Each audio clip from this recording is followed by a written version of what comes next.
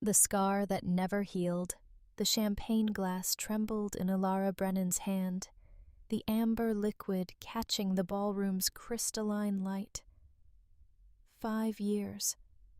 5 years since she'd walked away from the Silvercrest pack, from the life that had nearly destroyed her, from him.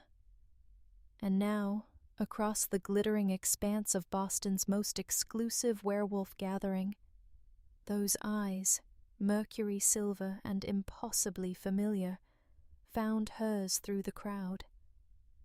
Kyle Thornridge, the Alpha King himself, her chest constricted, the phantom ache blooming exactly where it had lived for half a decade. The bond she'd thought severed, the connection she'd buried beneath new identities and carefully constructed walls, suddenly flared to life like a match struck in darkness. "You look like you've seen a ghost." Mira, her assistant, and the only person who knew fragments of her truth, touched her elbow. "Elle, what's wrong?" But Alara couldn't answer, couldn't breathe, because Kyle was moving through the crowd now, his powerful frame parting the sea of designer gowns and tailored suits as if they were nothing. His dark hair was longer than she remembered, touching his collar, but everything else, the sharp jawline, the way he moved with predatory grace, the aura of absolute authority, was devastatingly unchanged. She'd built an empire in her exile. Brennan Consulting had transformed struggling packs across 3 states, earning her reputation and respect in a world that had once rejected her. She'd proven she didn't need the mate bond, didn't need him to be whole. So why did her wolf stir for the first time in years, whimpering his name? Alara. His voice carried across the final feet between them, deep and commanding, threaded with something that sounded almost like pain. Don't run. But running was what she'd perfected. It was how she'd survived. Her fingers found the hidden scar beneath her left ribs, the one his enemies had given her, the one he'd never defended her from. The physical wound had healed. The betrayal never would. "Your Majesty." She kept her voice cold, professional, even as her heart hammered against her ribs. "I wasn't aware you'd be attending tonight." "I wasn't aware you still existed." His eyes swept over her, cataloging every change, the severe cut of her burgundy dress, her shorter hair, the hardness in her expression. "You disappeared. Completely." "I relocated," she corrected. "There's a difference." "Is there?" He stepped closer, and she caught his scent, pine and winter wind, achingly familiar. "When you leave no trace, when you sever every connection, when you make yourself unfindable." Around them, conversations had dulled to whispers. Everyone was watching the Alpha King confront the woman brave or foolish enough to hold his gaze. "I did what I had to do to survive," Alara said quietly. "Something you'd understand nothing about." His jaw tightened. "We need to talk." "No." The word came out sharper than intended. "We don't?" "Alara, it's Ms. Brennan now." She set down her glass, proud that her hand had steadied. "And you have no authority over me here, not anymore."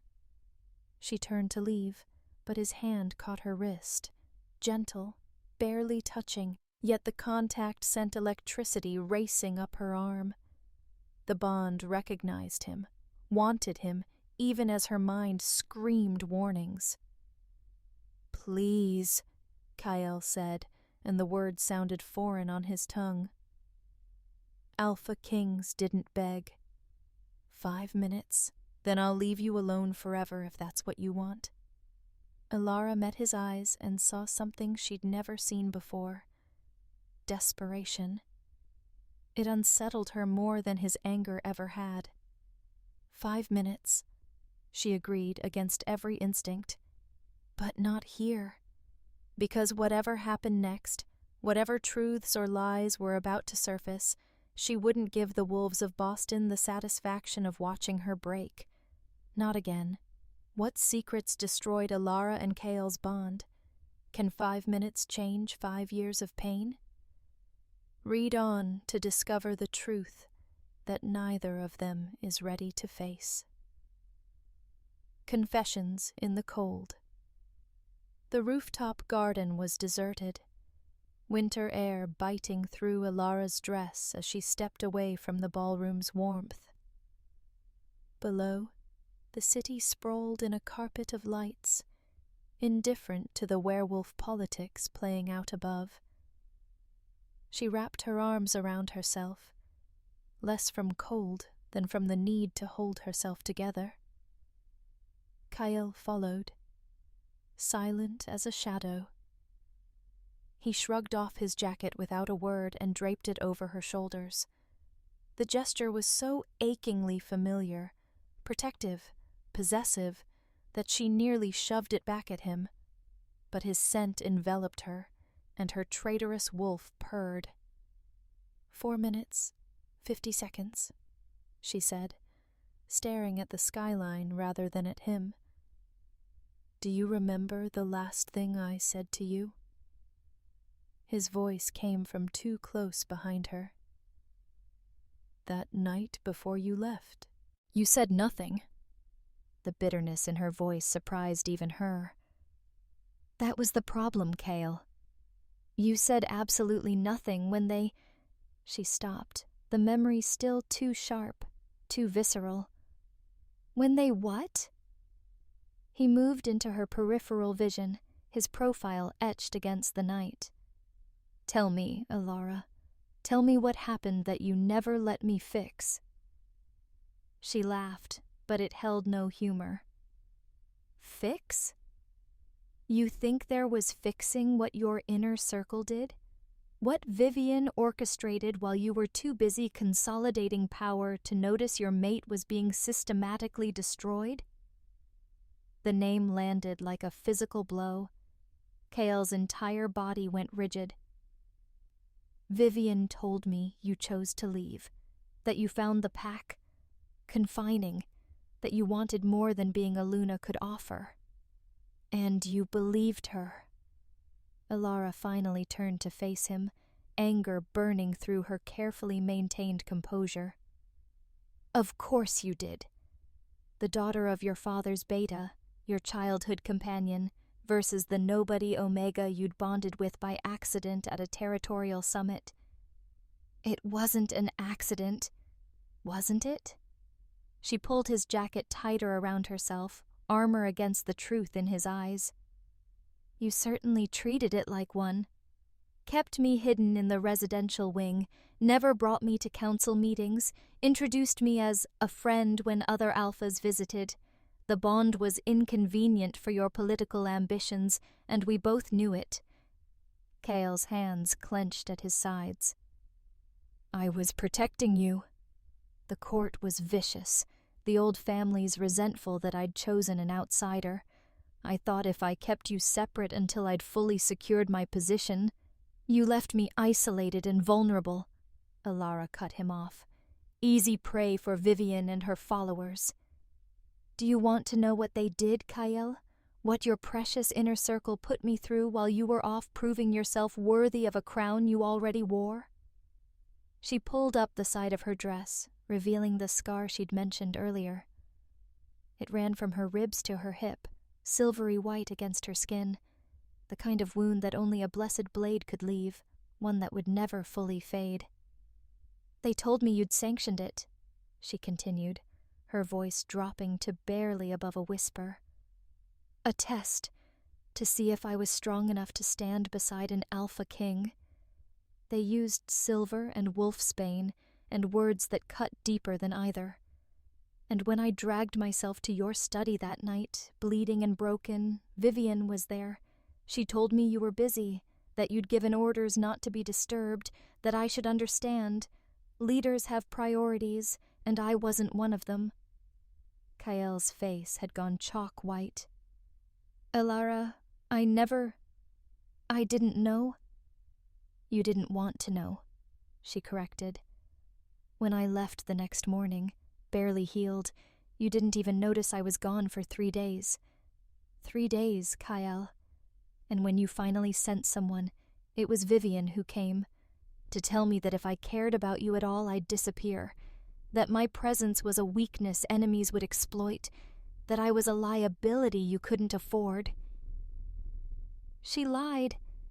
The words came out strangled. Christ, Elara, she lied about all of it. I looked for you. For months, I searched. Not hard enough. The tears she'd sworn she wouldn't shed burned her eyes. Or maybe just hard enough to assuage your guilt without actually having to deal with the consequences of your neglect. Silence stretched between them, heavy with 5 years of unspoken pain. Below, the party continued, oblivious. I exiled Vivian 3 years ago, Kael finally said. Discovered she'd been embezzling PAC funds, manipulating intelligence reports, positioning herself to challenge my authority. But I never knew about you. She'd covered her tracks perfectly. Your medical records were erased. The guards she'd bribed transferred to distant territories. Everyone who might have told me the truth was carefully removed from my presence. Elara wanted to feel vindicated. Instead, she just felt tired. Why are you here, Kael? Really? It's been 5 years. He reached for her, then stopped, his hand falling back to his side, as if he'd remembered he'd lost the right to touch her. Because 2 months ago, I found your file, the real one, hidden in Vivian's confiscated belongings, photos, testimony, a healer's report detailing injuries that should have killed you.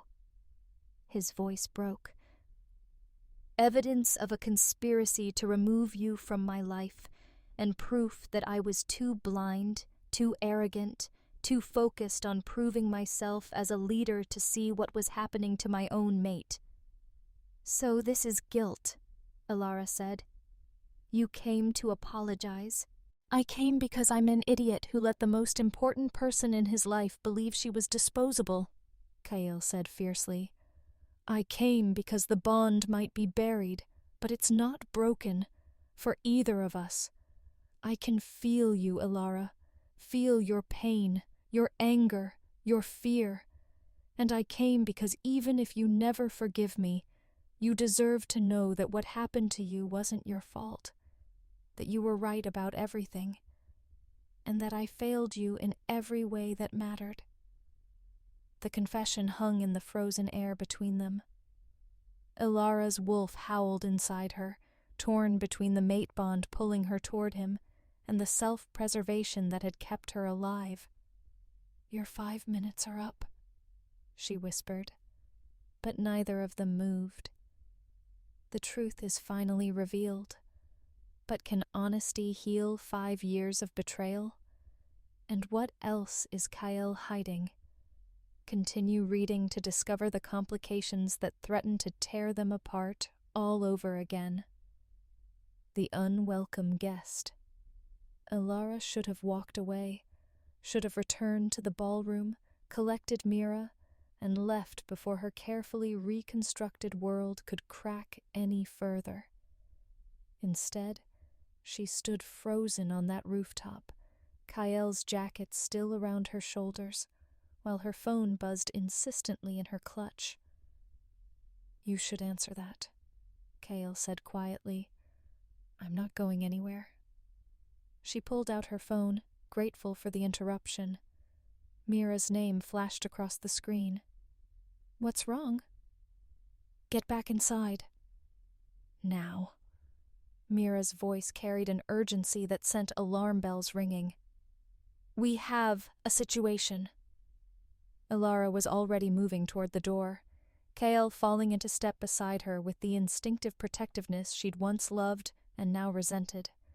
They emerged into the ballroom to find clusters of wolves standing unnaturally still, conversations frozen mid-sentence, all eyes fixed on the entrance.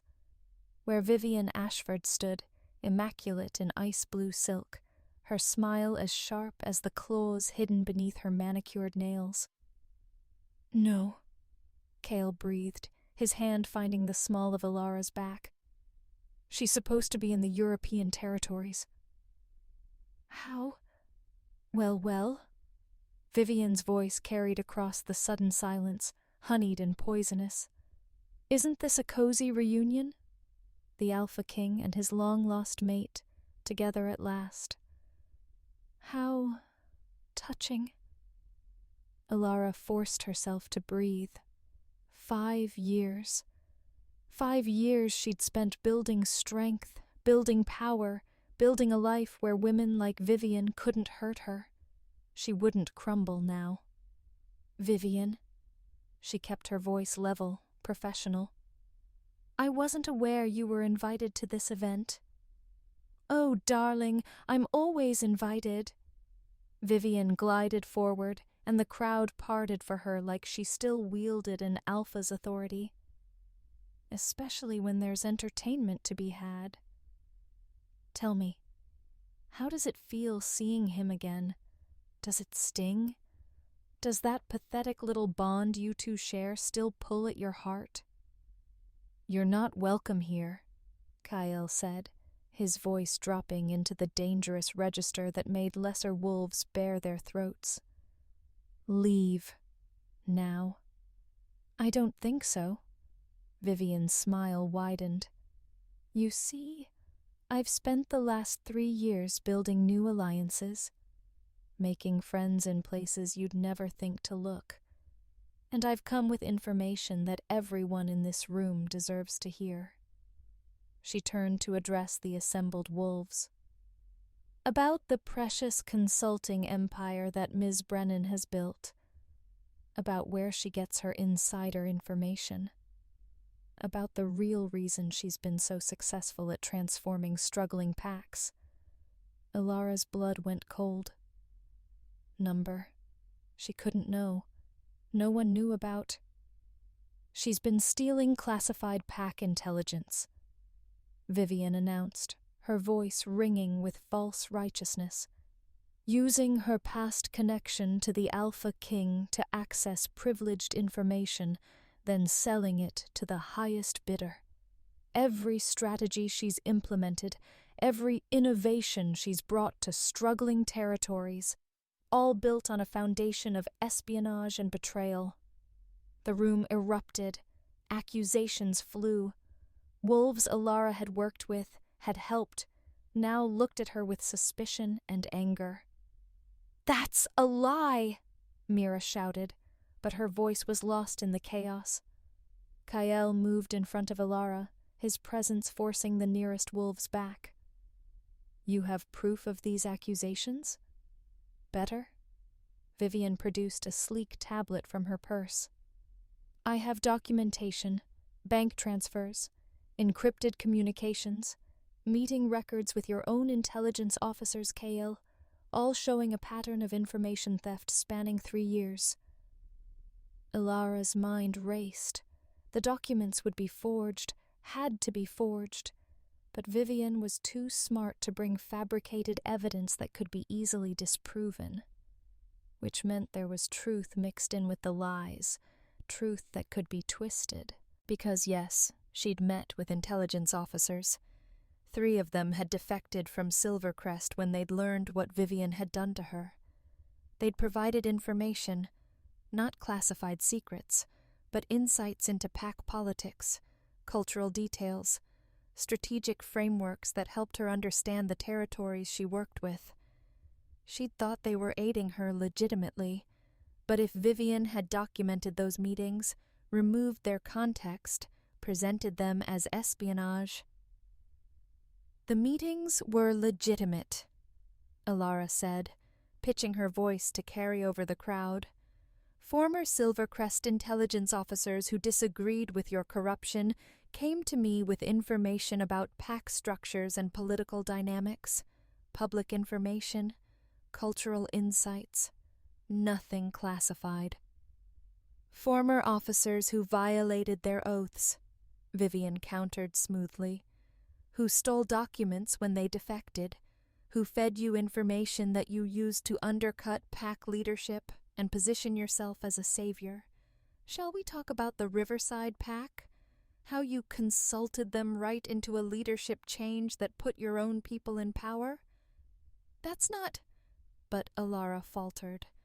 Because the Riverside Alpha had been replaced after her consultation, though it was due to his own corruption being exposed, not anything she'd orchestrated.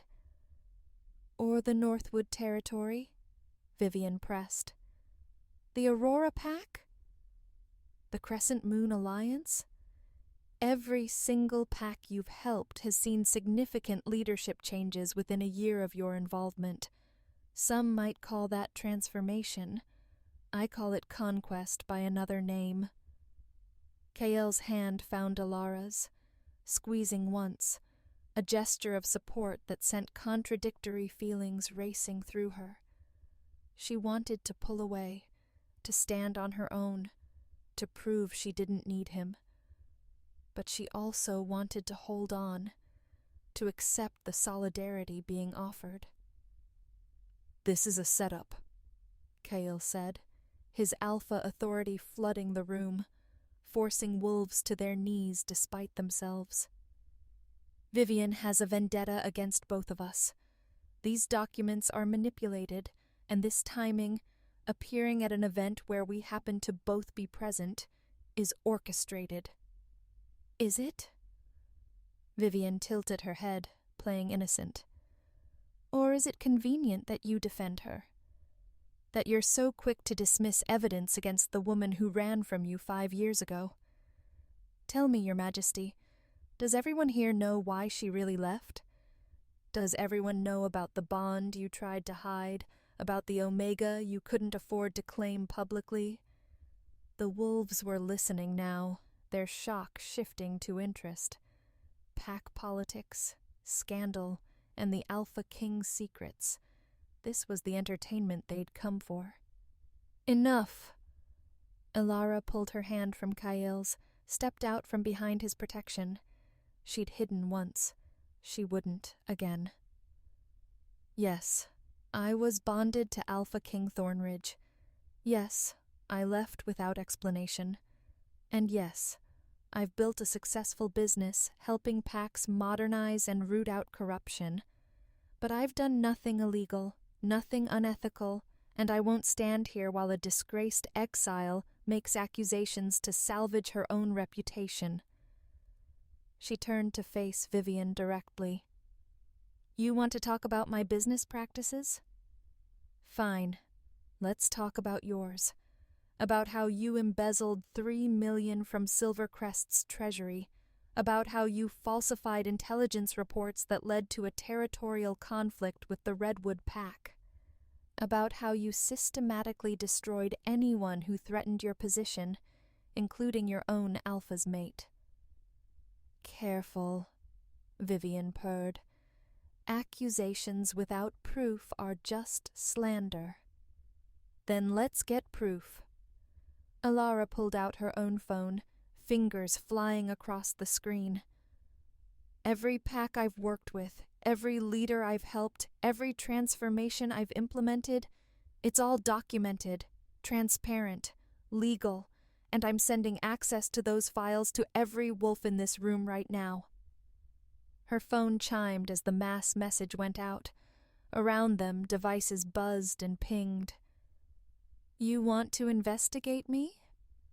Be my guest, but I guarantee you'll find nothing but honest work and successful outcomes." "Can you say the same?"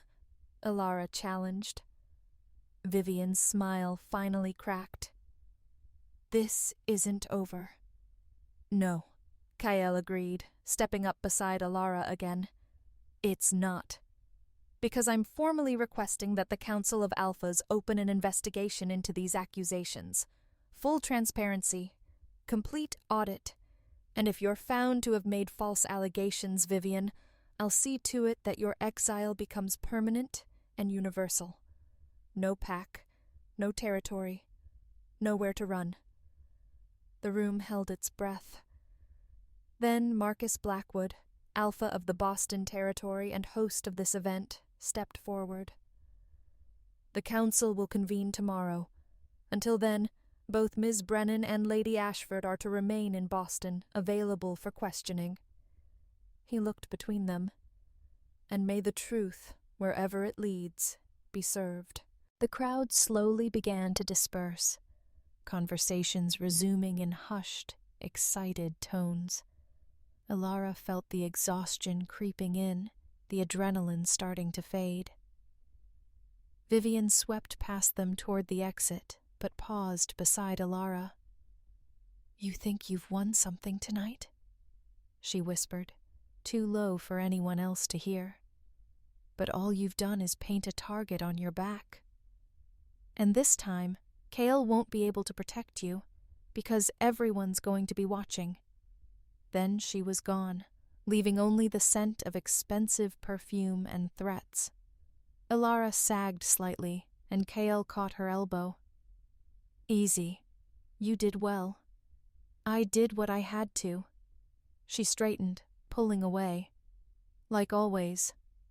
Let me take you home," he offered. "Make sure you're safe." "No." She removed his jacket finally, handed it back. "I don't need your protection, Kale. I've been fine without it for 5 years." But as she walked away to find Mira, she couldn't shake the feeling that Vivian was right about one thing. Everything had just changed, and she had no idea if she was ready for what came next. Vivian's accusations threaten everything Alara has built. But are they entirely false? What secrets is Vivian really hiding? Find out as the investigation begins, and old wounds are torn open. The evidence room. The council's temporary investigation headquarters occupied 3 floors of a downtown high-rise, hastily converted into interrogation rooms, evidence analysis centers, and secure communication facilities. Alara sat in a sterile conference room, her 4th hour of questioning, while 3 stern-faced alphas dissected every business decision she'd made in the past 5 years. "Let's go back to the Riverside Pack," Alpha Blackwood said, his reading glasses perched on his nose as he scrolled through documents on his tablet. "You were hired to assess their financial systems. 3 months later, Alpha Garrett was forced to step down. Explain that sequence of events." Alara kept her voice steady, professional. She'd answered this question twice already, but she understood the process. They were looking for inconsistencies, for cracks in her story. "I was brought in to evaluate their accounting practices. During my audit, I discovered systematic misappropriation of PAC funds. Alpha Garrett had been diverting resources meant for community development into personal investments. I reported my findings to their Council of Elders as required by my contract. They chose to act on that information." "Convenient that your contract included that reporting requirement," Alpha Chen, a sharp-eyed woman from the San Francisco territory, observed.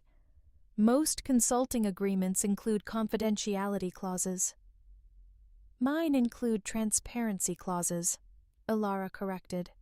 "I won't be party to covering up corruption. Every PAC I work with knows that going in. If they have something to hide, they don't hire me." The 3rd investigator, Alpha Rodriguez from Texas, leaned forward. "And the intelligence officers who defected from Silvercrest? The ones Lady Ashford claims provided you with classified information?" "They provided cultural context and political insights," Alara said. "Things any PAC member could have told me, but coming from sources who understood Silvercrest's operational framework, they were more efficient, Nothing they shared was classified. Nothing violated their oaths. Yet they violated their oaths by defecting, Alpha Chen pointed out. They defected because they witnessed Aluna being systematically abused and the Alpha King being deliberately kept ignorant of it. Alara shot back, her composure cracking slightly. They chose honor over complicity. I won't apologize for accepting their help. The door opened, interrupting the tense moment. Kael entered, and the energy in the room shifted immediately. Alphas who'd been interrogating her sat straighter, more deferential. "Gentlemen, lady," he greeted them with a nod. "I need a moment with Miss Brennan." "Your Majesty, the investigation protocols," Alpha Blackwood began. "Are important," Kael agreed, "which is why I'm here to provide evidence relevant to your inquiry." "Evidence I believe Ms. Brennan should see first." He set a folder on the table in front of Alara. Their eyes met, and she saw something in his expression that made her stomach clench. Not anger or accusation, but concern. With the investigators watching, she opened the folder. Inside were photographs, bank statements, communication logs. But these weren't about her business practices. They were about her mother. "What is this?"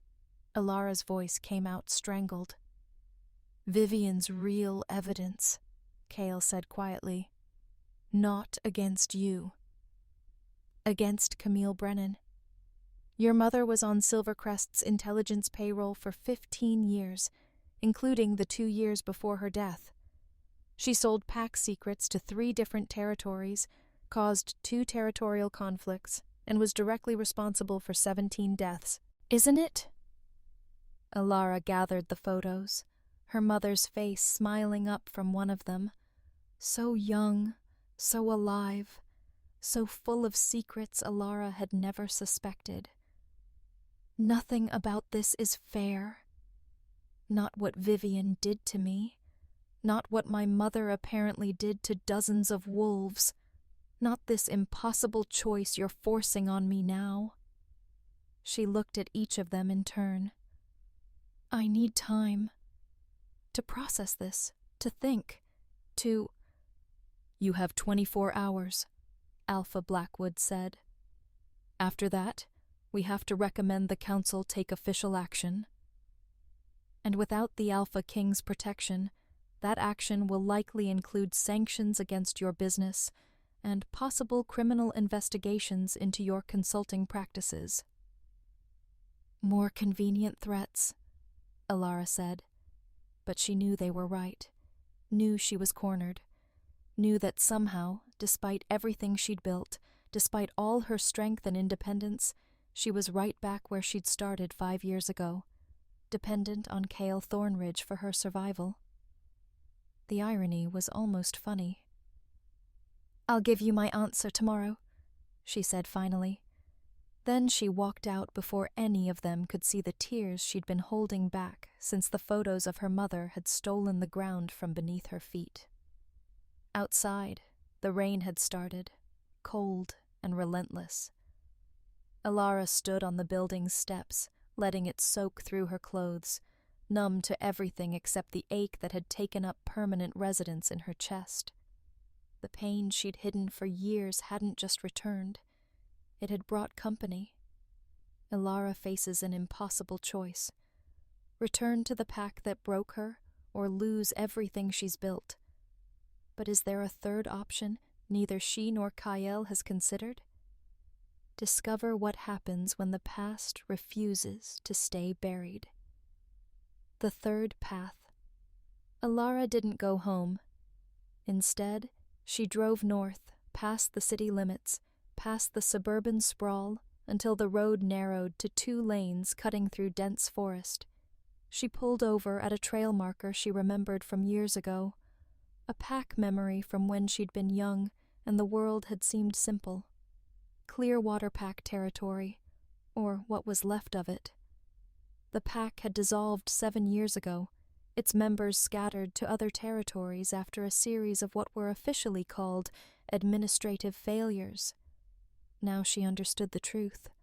Her mother's espionage had weakened Clearwater from within, made it vulnerable to the territorial disputes that eventually broke it apart. How many wolves had suffered because of Camille Brennan's choices?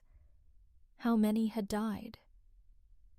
Elara walked the trail in the rain, letting the cold seep into her bones, punishing herself for sins that weren't hers, but felt like they should be.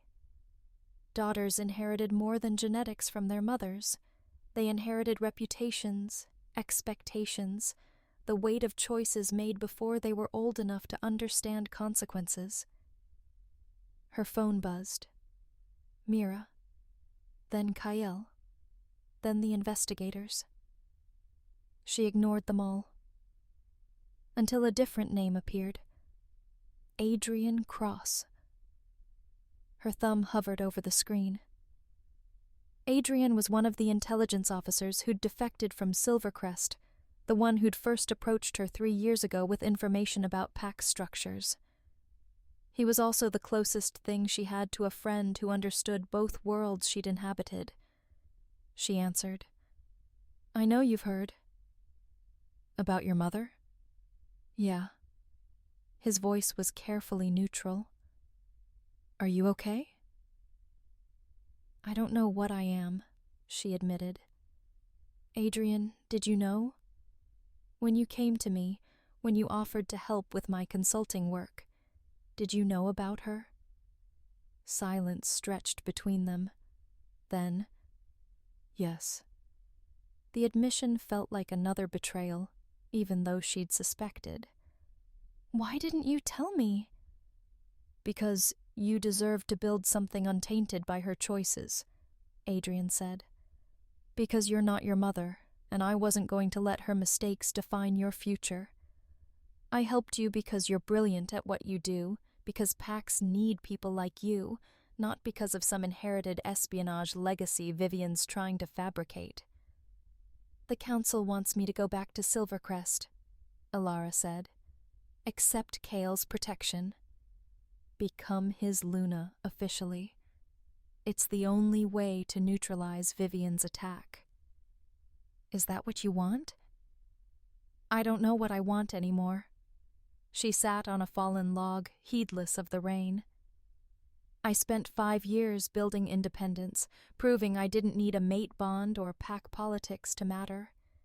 And now I'm being told all of that was an illusion, that I'm only safe if I accept protection from the man who wouldn't protect me before." "Elara," Adrian's voice gentled. "What happened 5 years ago wasn't your fault. It wasn't even really Kyle's fault. Vivian was brilliant at manipulation, at controlling information, at isolating you from potential allies. She nearly started a coup using those same tactics.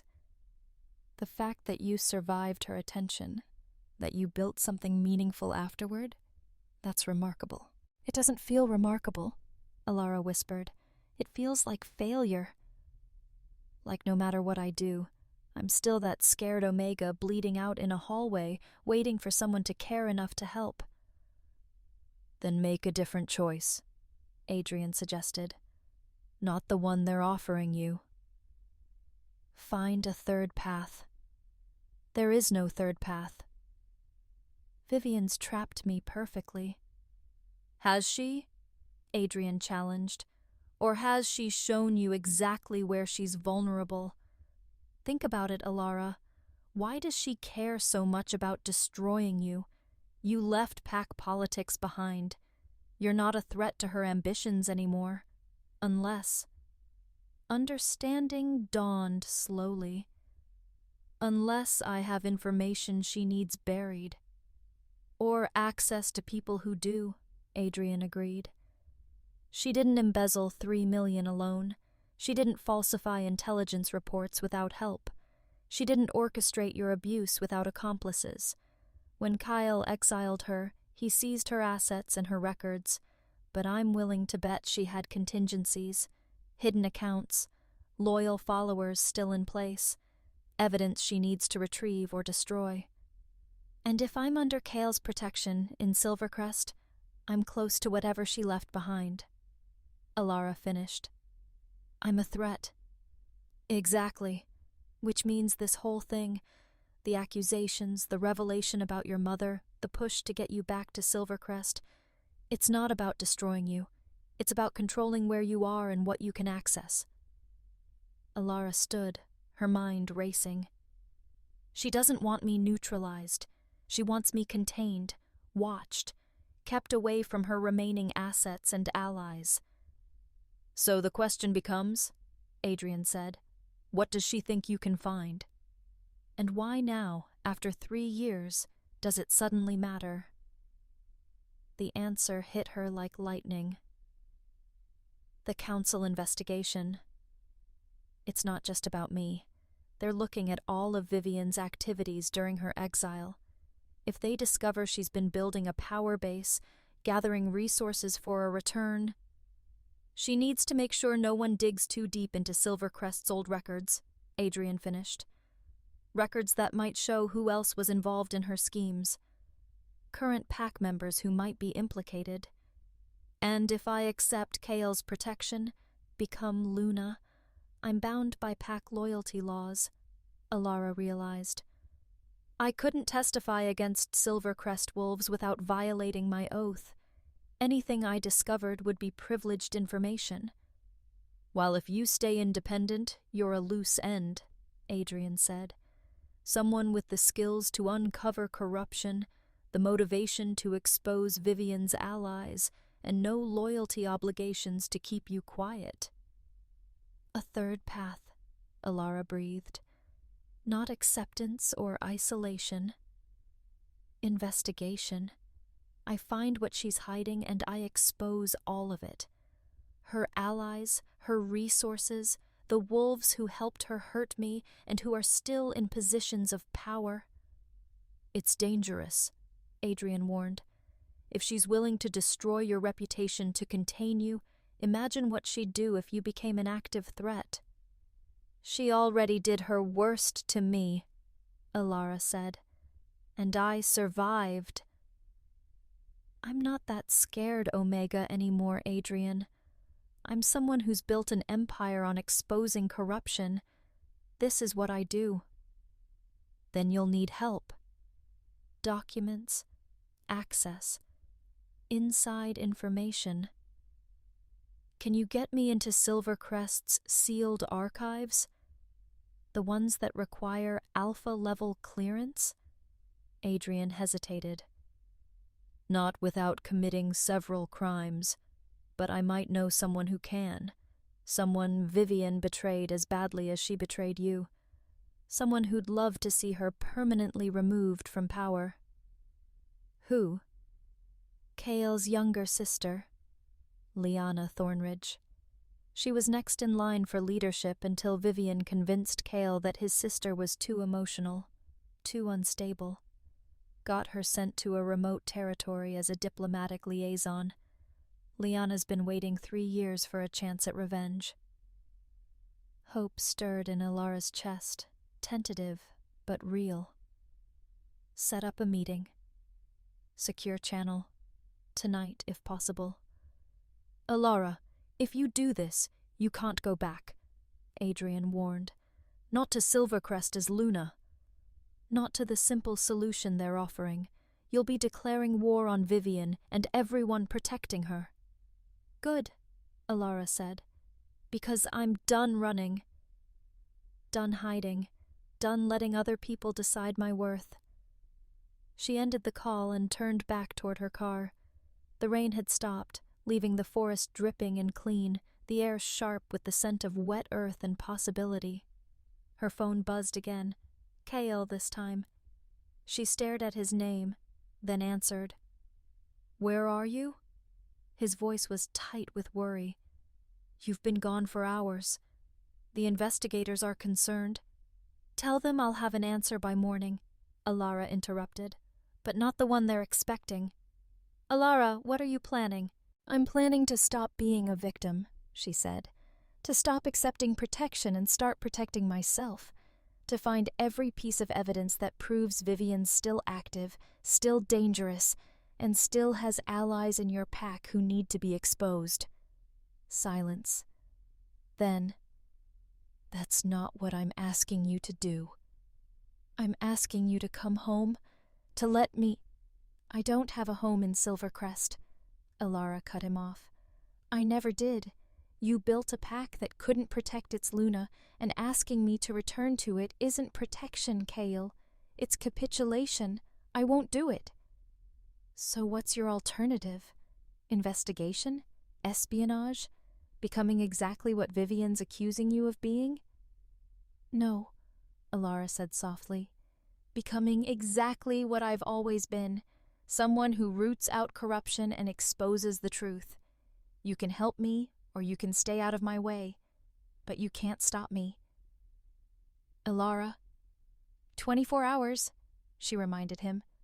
That's what they gave me. I'll have my answer by then, but it won't be the answer you want.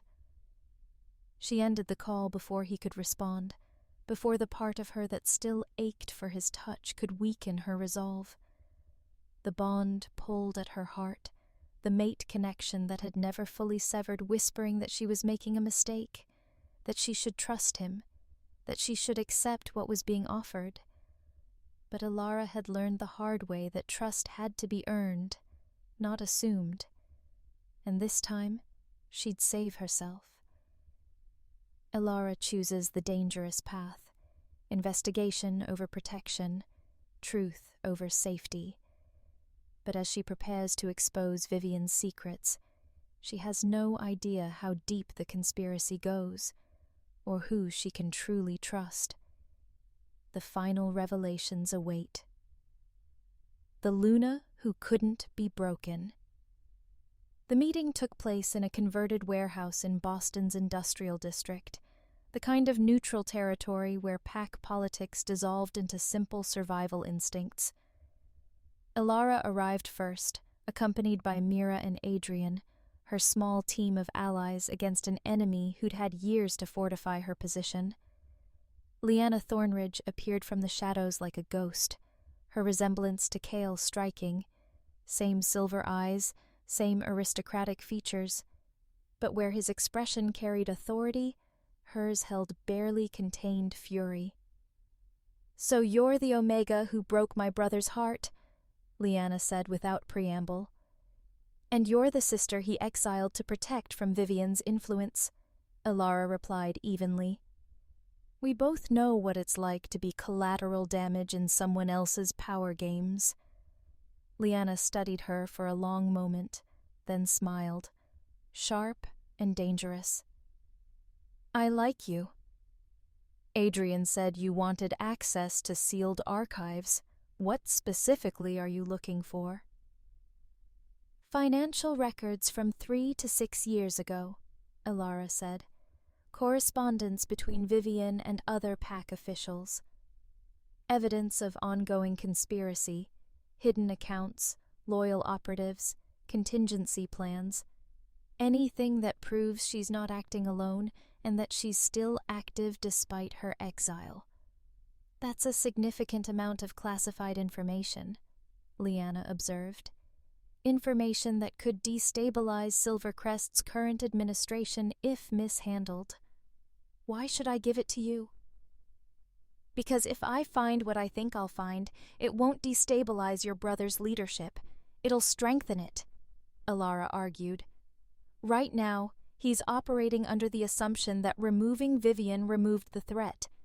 But if she had accomplices, if there are wolves still in power who aided her schemes, then Silvercrest is compromised from within. He needs to know who he can trust. And you'll give him that information? Lyanna's skepticism was clear. Even though he failed to protect you? Even though accepting his help now feels like weakness?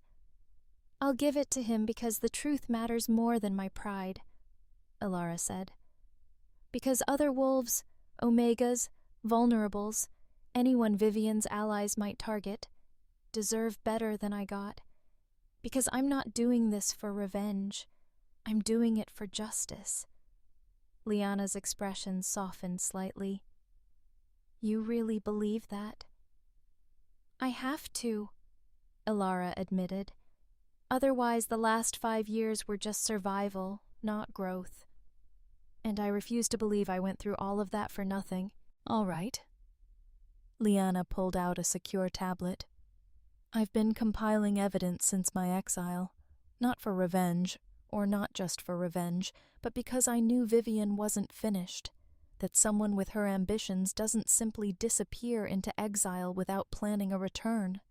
I have access codes to the sealed archives, correspondence logs, and something even better, testimony from a wolf who worked directly with her during your time in Silvercrest. Elara's breath caught. Who? Former healer Marcus Whitewood, the one who erased your medical records on Vivian's orders. He's been carrying that guilt for 5 years, and when I approached him 2 months ago, he agreed to testify, but only if he could be guaranteed protection from retaliation. Kael would protect him, Elara said, if he knows what Marcus can reveal. If Kael knows before the council investigation concludes, it looks like he's manipulating the process to protect his own reputation, Liana countered.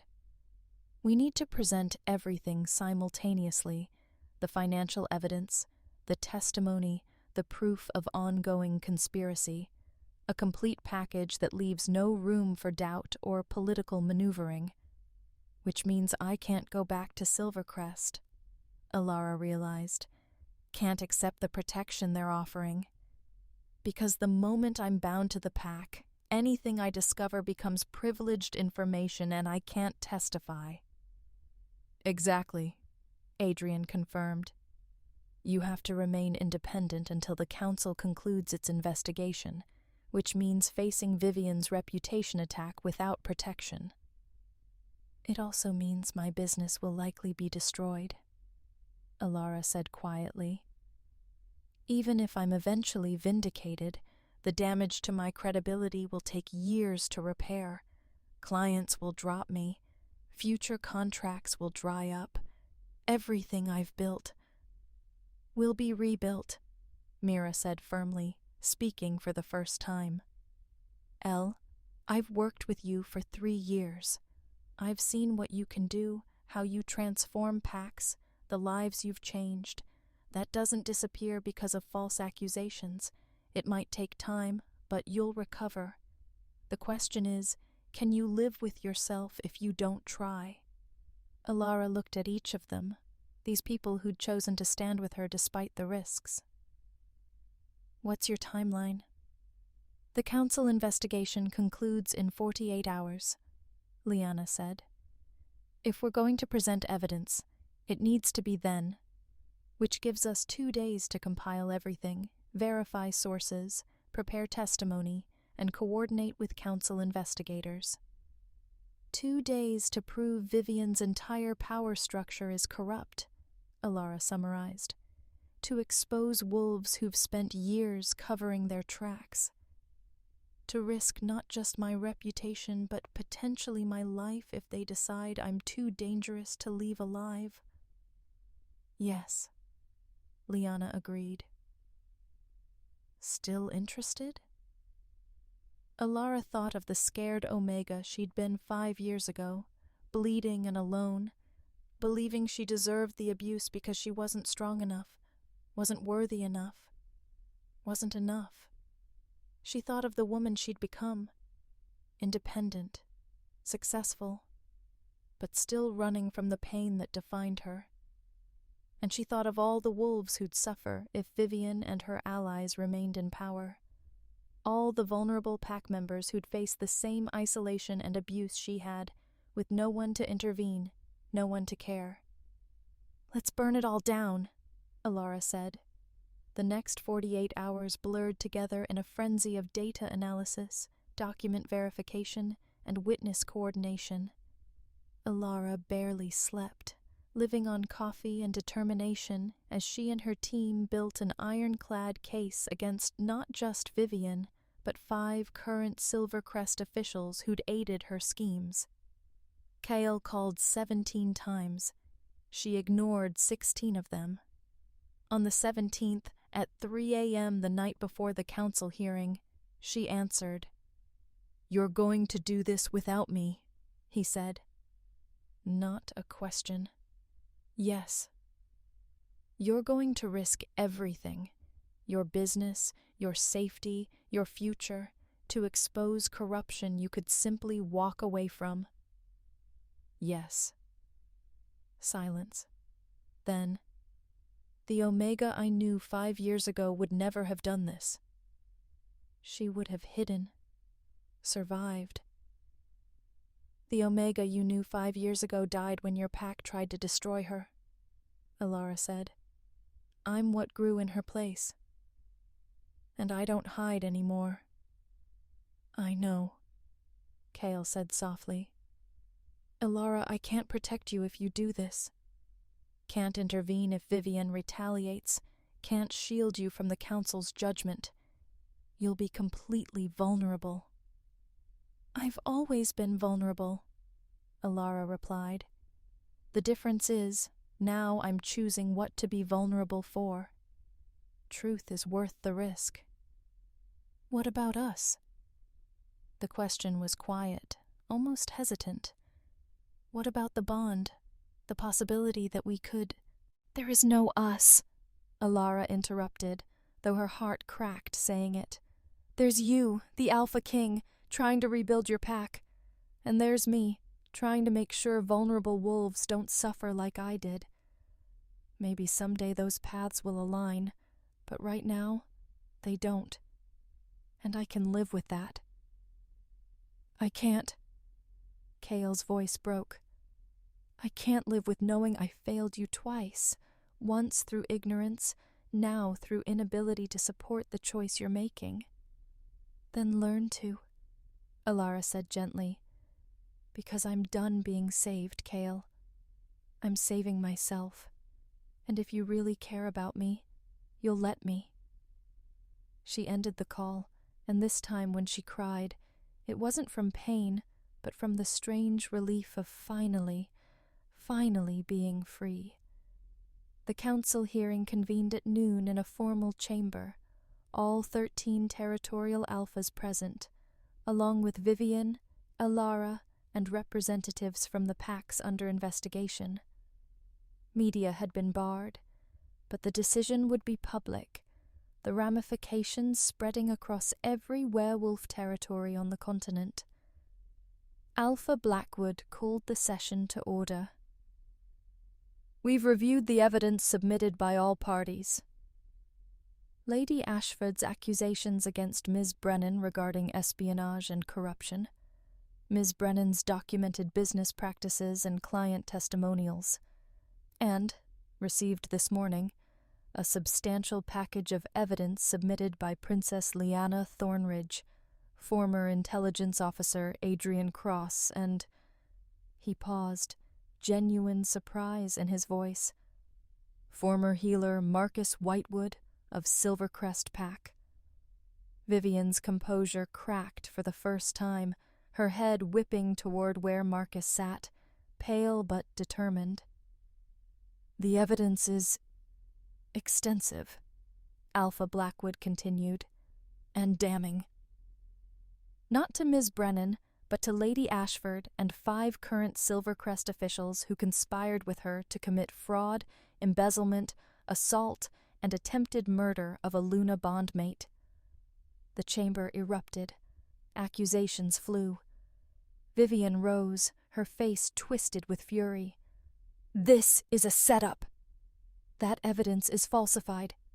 The bank records are verified, Alpha Chen interrupted. The testimony is corroborated by multiple sources. The medical records, which you ordered destroyed, were recovered from backup systems. Lady Ashford, you didn't just attack Alara Brennan 5 years ago. You've been systematically targeting vulnerable pack members for over a decade, removing anyone who threatened your position, and you've been planning a coup against Alpha King Thornridge using resources stolen from Silvercrest's treasury. The Council finds in favor of Ms. Brennan, Alpha Rodriguez declared. All accusations against her are dismissed. Furthermore, we recommend immediate criminal proceedings against Lady Ashford and her co-conspirators. And what about her? Vivian snarled, pointing at Alara. What about her mother's espionage? What about... Ms. Brennan is not responsible for her mother's choices, Alpha Blackwood said firmly. She has built a legitimate, successful business based on transparency and integrity. The Council recognizes her contributions to werewolf society and condemns any attempt to judge her by inherited guilt. It was over. Years of pain, weeks of investigation, 48 hours of desperate preparation, and it was finally, beautifully over. Alara stood on shaking legs as the chamber cleared, as Vivian was escorted away in restraints, as wolves who doubted her approached with apologies and renewed business offers. And then Kyle was there, having entered quietly during the final declarations. He didn't try to touch her, didn't presume connection, just stood close enough that she could feel his presence. You did it, he said. You saved yourself. I did, Alara agreed. Turns out I didn't need rescuing after all. No, Kyle said. But maybe, if you're willing, you might need a partner. Not a protector. Not a savior. Just someone who respects what you've become and wants to support whatever you choose to do next. Alara looked at him. Really looked at him. Saw the Alpha King who'd lost his mate through his own blindness, who'd spent 3 years trying to atone, who'd finally learned that love wasn't about protection, but about trust. I'm not coming back to Silvercrest, she said. Not as Luna. Not in any traditional sense. I know, Kale said, but maybe Silvercrest could use a corruption consultant, someone with an office in the capital who helps us root out the remaining conspirators and rebuild systems that actually protect vulnerable wolves. That sounds like a job offer, not a relationship. It's both, Kyle admitted. I'm asking you to work with me, Alara. To rebuild what should have existed 5 years ago, a partnership based on mutual respect and shared purpose. The bond is still there. It's always been there. But this time, if we pursue it, it'll be your choice. Informed, independent, powerful you, choosing whether I'm worthy of a second chance. Alara felt the bond stirring, that ache in her chest transforming into something else. Not completion, she was already complete on her own, but potential, the possibility of growth in a new direction. I'll think about it, she said. And Kyle? If I say yes, it won't be because I need you. It'll be because I want you. There's a difference. I'm learning that, he said with a smile that held both hope and humility. Take all the time you need. I've already waited 5 years. I can wait longer if that's what it takes. As Alara walked out of the council chamber into bright afternoon sun, Mira and Adrian flanking her, Liana offering a fierce grin from across the plaza, she realized something profound. The pain she'd hidden for years hadn't returned when the Alpha King appeared. It had transformed. Become fuel for her strength, proof of her resilience, evidence that she could survive anything, even love that had once broken her. She was no longer the Omega who'd been destroyed. She was the Luna who couldn't be broken. And that made all the difference. The end. Alara Brennan built an empire from the ashes of her pain. She exposed corruption at the highest levels. She proved that strength isn't about never falling, it's about choosing to rise. Her story with Kyle Thornridge isn't over, but now it will be written on her terms, in her time, with her power intact. Because the greatest love stories aren't about being saved. They're about saving yourself, and then choosing whether to share that strength with someone who finally deserves it. Tentar Novament